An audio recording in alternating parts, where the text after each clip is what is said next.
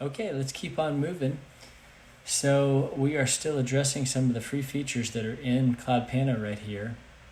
I'm going to show you now how to add a floor plan. Now this is a feature that buyers love because they can see the space on the see how everything's laid out.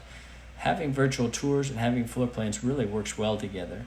With just flat pictures like regular 16 by 9 or 4 by 3 pictures, like the industry standard now, the professional pictures, you don't really get a feel for where things are laid out. It's a lot harder. 360 tours, wow, they really open things up. And then layouts are a nice addition. So CloudPano, the brilliant people they are, have this built in. So if you look on the left-hand side, third icon down below brand kit, you can click on floor plan, and then it just says add a floor plan. Okay, so let's browse a floor plan. I got this one off Wikipedia, free to reuse, free use at rights. Okay, and it looks like it has been added. So let's see what that looks like. Let's go over here to preview.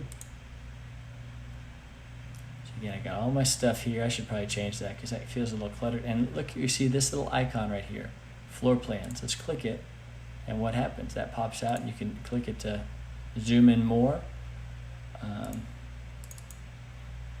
Now let's jump over to see what it looks like on the phone.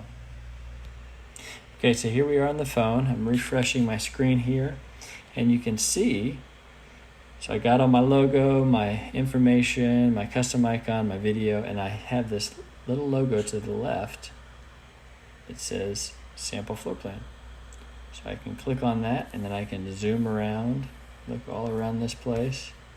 And I could look at it in horizontal or vertical, and then I can zoom out, and now I'm back where I was. So toggles on and off like that. You kind of have a thumbnail sketch of it right down here of where things are. But if you click into it, if you tap that thumbnail image, then it goes much bigger. And you can see in depth, So, all right, that's where we're at. Let's keep on moving.